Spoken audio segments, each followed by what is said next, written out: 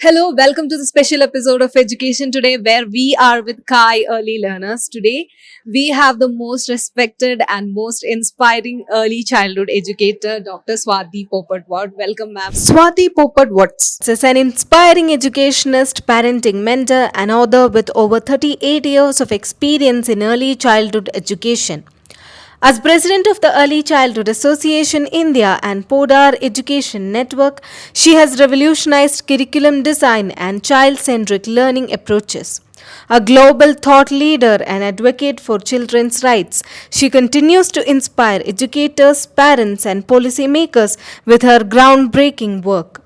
We warmly welcomes you, ma'am, to this special episode of Education Today. It's an honor to have you with us. So, ma'am, you have championed the philosophy of kid education. So, how does shift change the way we approach early childhood education? So the philosophy which I have come out with is kiducation. Yeah. So it's education for the older children and kiducation for the younger children.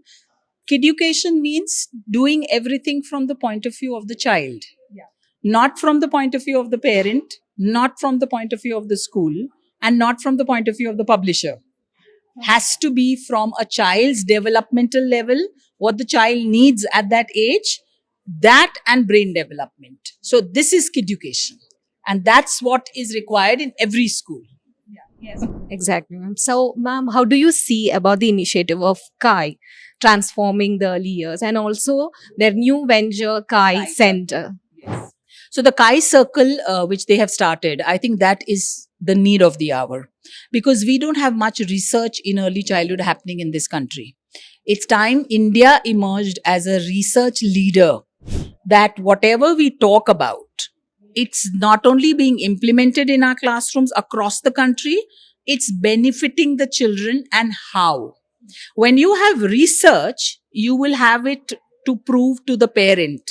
So when you say, I have researched on play-based learning, that this is how it impacts a child's brain. Now you won't have to convince a parent because parents want learning, grades, marks, exams.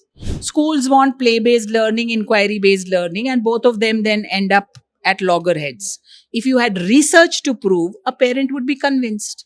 So I think Kai Circle will play a huge role in bringing this research for everybody. So, having studied over 50 global curricula, so in your opinion, what is the most relevant in our Indian classrooms?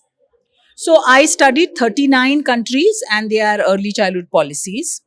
At that time, around 15 years back when I studied it, we didn't have our NCF 2022.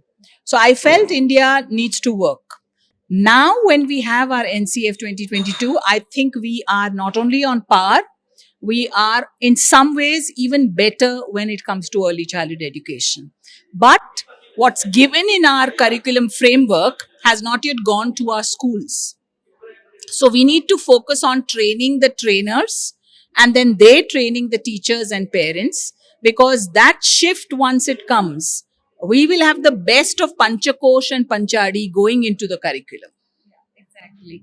So, ma'am, in your opinion, what is the most pressing gap when it comes to preparing skilled teachers in early childhood education? One of the biggest gaps is qualification.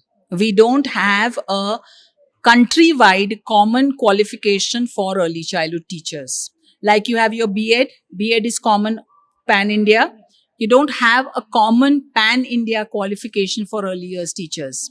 So every state will have its own qualification parameters. Now, when you don't have a common qualification, you're not recognized. You are not given that proper appropriate salary. So it all starts with the qualification, salary, respect, and then you'll have more people wanting to come into early years. Right now, you have teachers who want to come into early years, but then they feel, I want to get promoted to primary. Primary is not a promotion. Here you were teaching a 3-year-old, there you will teach a 6-year-old. You were still a teacher. But they look at it as a promotion because there they get the 7th pay commission. Here they don't get it. So if we only work on qualification and salary, we would have better teachers and we would be doing much better in early childhood. So, in your opinion, what are the major policy changes that we need to implement urgently to strengthen the early childhood education?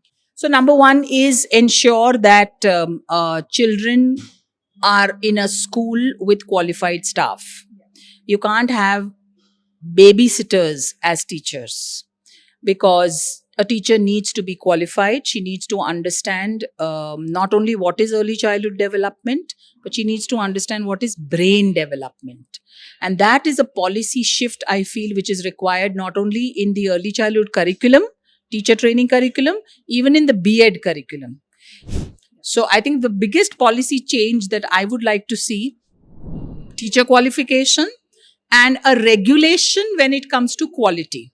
Every state should have a regulation that looks after, first thing, before you check me whether I have the right amount of space or whether my preschool is on ground floor or first floor, first check qualification of the teacher. Because it's the teacher that's going to have most impact on the child, not the classroom. So that is the most important change. Thank you, ma'am. Thank you so much.